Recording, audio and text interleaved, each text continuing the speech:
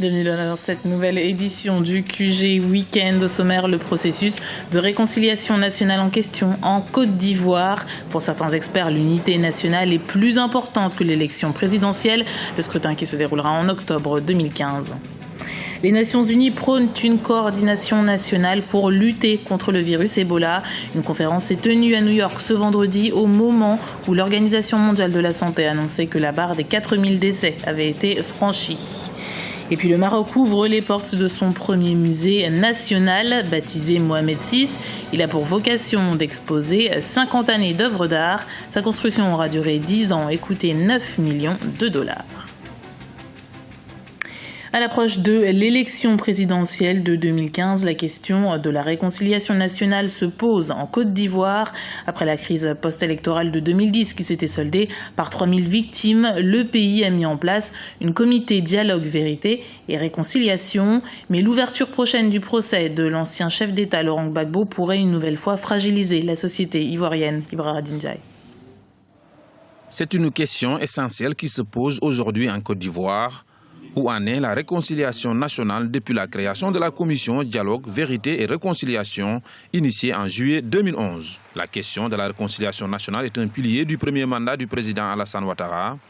Toutefois, la comparution de l'ancien président Laurent Gbagbo et de l'ancien ministre de la Jeunesse Blé Goudé devant la Cour pénale internationale divise le pays. Certains n'hésitent pas à dénoncer une justice des vainqueurs. Je suis un militant passionné pour que dans mon pays, la réconciliation soit vraie et réelle. Et la question de M. Laurent Gbagbo est au cœur de la réconciliation, tout comme celle de M. Blé Goudé. Parce que tant que ceux-là seront de l'autre côté là-bas, alors que dans le pays, nous vivons avec ceux qui ont fait mal aussi à la République. Cela fait mal à tous les Ivoiriens, que la communauté internationale n'a qu'un rétroviseur, n'a que des braqueurs sur un seul camp. Aux yeux de certains Ivoiriens, le pardon et la réconciliation nationale doivent en effet être effectifs avant d'aller à ces élections pour ne pas répéter les erreurs du passé. Les élections ne seraient pas une priorité. Vous voyez, en 2010, on a pensé qu'avec les élections, on aurait la paix. Mais le chaos est venu par là. 3000 morts, selon les chiffres officiels. Oui. Et aujourd'hui, les mêmes causes sont encore là, sur la table, et on se précipite à aller à des élections. Moi, je pense qu'il faut d'abord faire un point, marquer un pas, épurer, j'allais dire, essayer de résoudre les problèmes de fond. La comparution de l'ancien chef de l'État, Laurent Gbagbo, est fixée par la Cour pénale internationale à la date du 4 novembre 2014 pour une conférence de mise en état. Quant à la présidentielle, elle est prévue en octobre 2015. L'actualité économique, ce sont les organisations patronales d'Afrique centrale et de l'Ouest en pleine concertation à Douala, au Cameroun, depuis jeudi. Thème central de leur réflexion, la contribution du patronat à l'émergence de l'Afrique. Et pour ces chefs d'entreprise, l'enjeu est de créer une synergie entre tous les acteurs du développement. Les explications de notre correspondant au Cameroun, Narcisse Doumbé. Agir et avancer ensemble dans une alliance stratégique au sein d'une plateforme commune, c'est la principale résolution prise par les organisations patronales d'Afrique centrale et de l'Ouest à l'issue de la rencontre de Douala. Le nouveau cadre d'échange, baptisé la dynamique de Douala, comprend 3 points essentiels. Le partage et la diffusion d'expériences, de connaissances et de programmes, la réalisation de projets et d'études, ainsi que l'organisation d'une manifestation phare du monde de l'entreprise tous les 2 ans.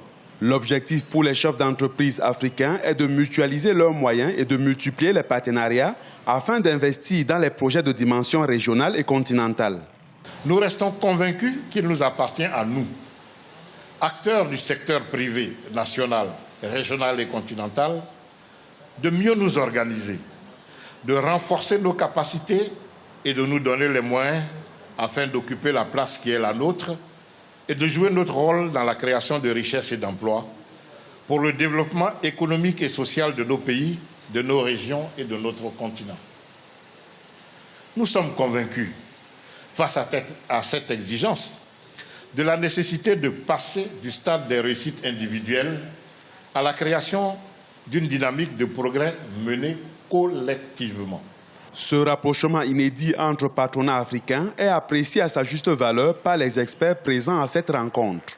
Moi, je pars d'ici satisfait des résultats auxquels nous sommes arrivés. C'est bien la première fois, à ma connaissance, en Afrique en tout cas, que 2 patronats sous-régionaux décident de se réunir et de réfléchir ensemble. Ce à quoi ils sont arrivés, c'est l'institution d'une plateforme d'échange, mais qui a un contenu très riche. Les discussions étaient menées dans une perspective d'abord régionale et même continentale. Cette plateforme est dotée d'un comité de pilotage et d'un comité de suivi, assisté par un comité scientifique. Les prochaines assises UNIPAS-FOPAO sont prévues pour octobre-novembre 2015 à Abidjan, en Côte d'Ivoire. 7 pays touchés, 8399 malades diagnostiqués et 4033 morts recensés. L'Organisation mondiale de la santé a fourni le 10 octobre son dernier bilan du virus Ebola. Et face à la propagation éclair de la maladie, les Nations Unies ont appelé à une action pour stopper l'épidémie. Les précisions de Marina Vanier.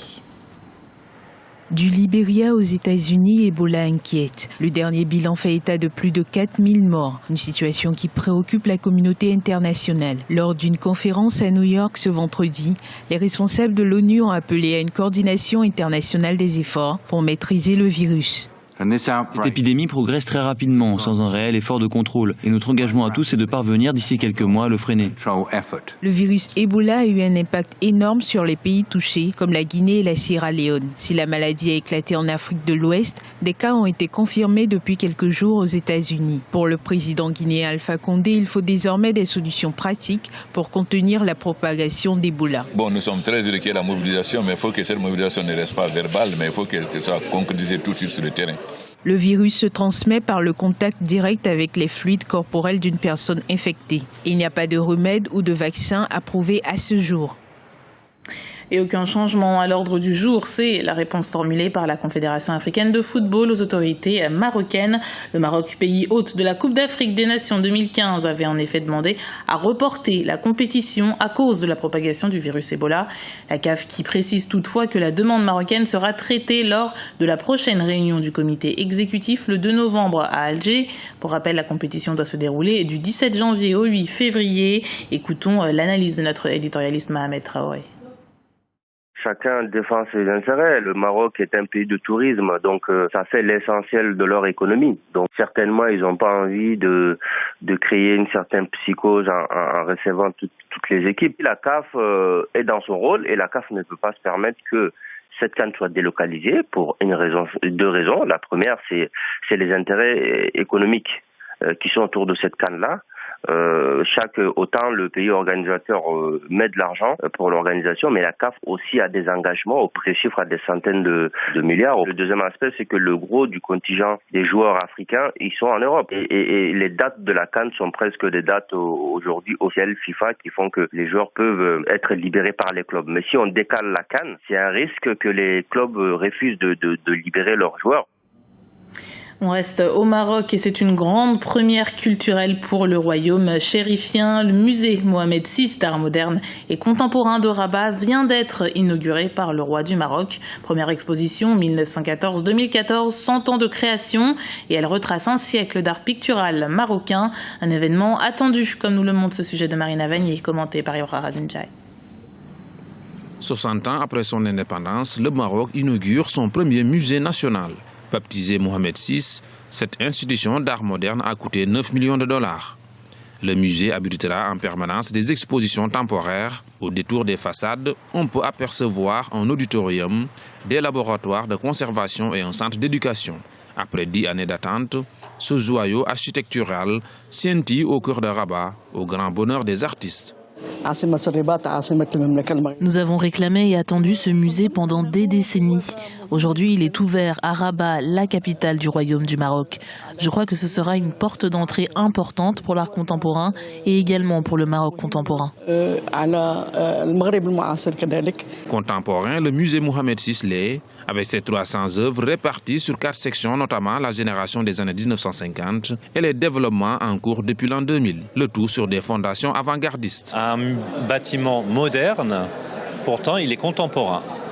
Et c'est là toute la difficulté du message, parce que le musée n'est pas un plagiat, n'est pas un style néo, c'est un musée, un bâtiment qui reprend des éléments d'architecture traditionnelle, qui les recompose ensemble avec une nouvelle écriture. Pour accueillir un grand nombre de visiteurs, l'entrée à l'exposition sera gratuite pendant au moins 1 mois. Après cette période, il faudra débourser pas plus de 10 dirhams. Le Maroc accueille également sa bibliothèque nationale et comptera d'ici fin 2015 2000 nouveaux sièges de théâtre moderne. C'était le journal de la rédaction. Merci de l'avoir suivi. Retrouvez dans un instant une nouvelle édition du QG Week-end sur Africa 24.